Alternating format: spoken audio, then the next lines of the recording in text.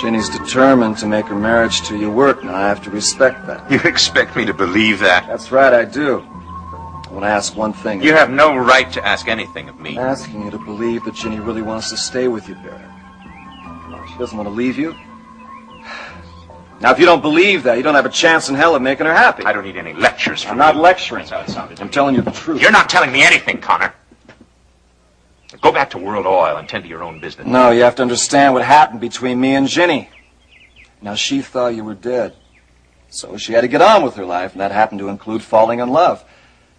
Come on, Barrett, you can't blame anybody for that. Certainly not me or Ginny. You made her give up on me. Barrett, she waited for over 5 years for you. Now, if you thought that Ginny could never come back to you, wouldn't you try to start a new life for yourself and for Steve and find somebody who could love and care for you? Ginny is the only woman I've ever loved. Or ever will love. She loves you enough to stay with you. Please, Barrett, don't make her life miserable with your jealousy.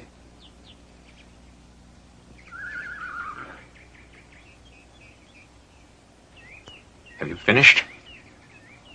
Because if you have, I'd like you to leave now. No, there's just one more thing. I'm going to stay out of your lives because I promised Ginny I would.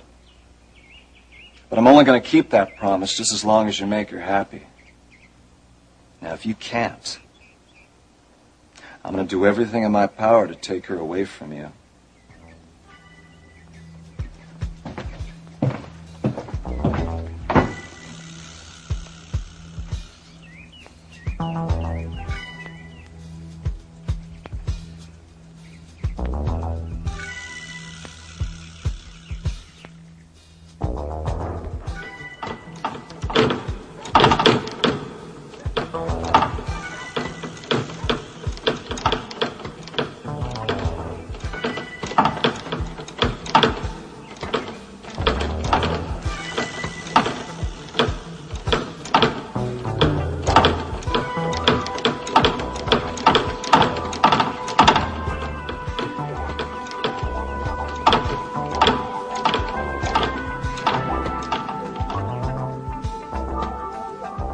Just try to take Ginny away from me, Ryan Connor.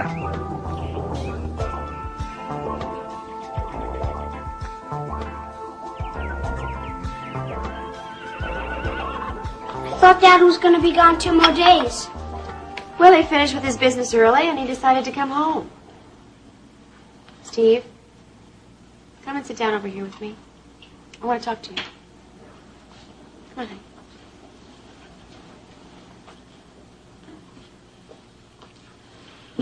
I know you've been bothered by your father's behavior lately.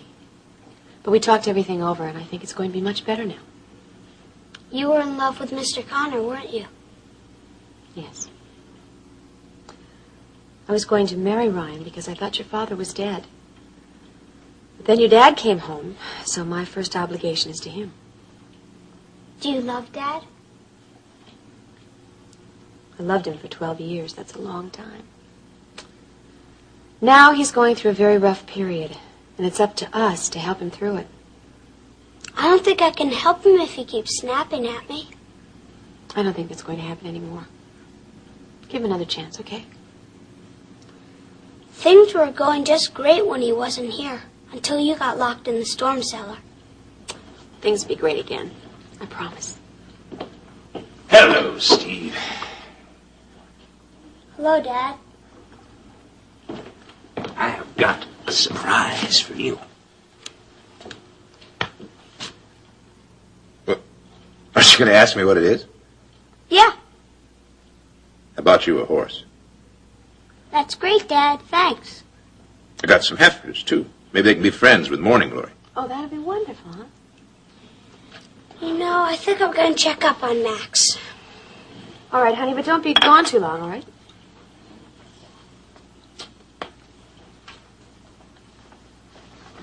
See you later, Dad. Goodbye, son. He's not very happy to see me, is he? No. He doesn't know how to respond to you anymore. He's confused by your behavior towards him. I know. It's my fault, Ginny. My moods have been so unstable lately. But that's all going to change. I promise. I promise I'm going to make both of you happy.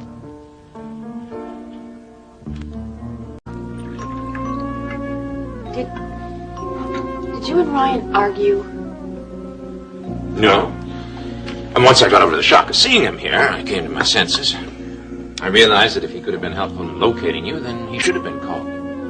I hope you told him that. I did. I guess what I reacted to most was his being here when I wasn't. I felt terrible about that. And Ryan was the most handy one to take it out on. But I apologized to him, and I must say he was very gracious about it. Oh, I'm glad. I certainly wouldn't blame the man for being worried about you. I mean, after all, he does love you. Barry, I feel so foolish getting myself locked up in that cellar. Could have happened to anyone, honey. It was just an accident. It's best if you forget all about it. Could you help me to do that? I'm afraid I can't, sweetheart.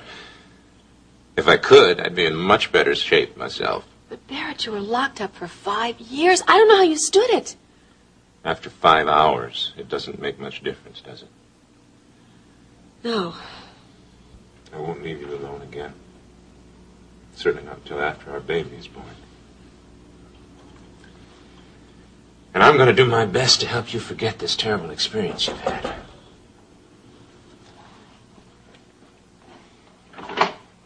Hi, Rena. Oh, am I happy to see you. Oh, Barrett. Hello, Rena.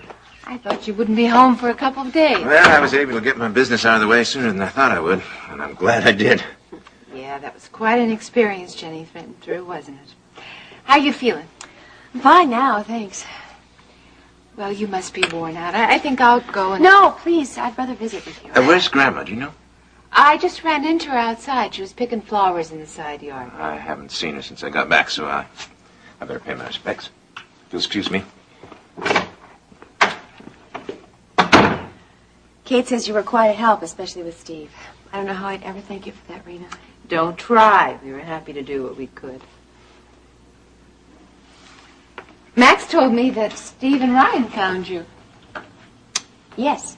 Was Ryan still here when Barrett got back home? Yes, he was. Wow. That must have caused a few fireworks. Well, I guess it did at first, but from what I understand, they were quite civil to each other. What a relief. I think that trip did Barrett a world of good.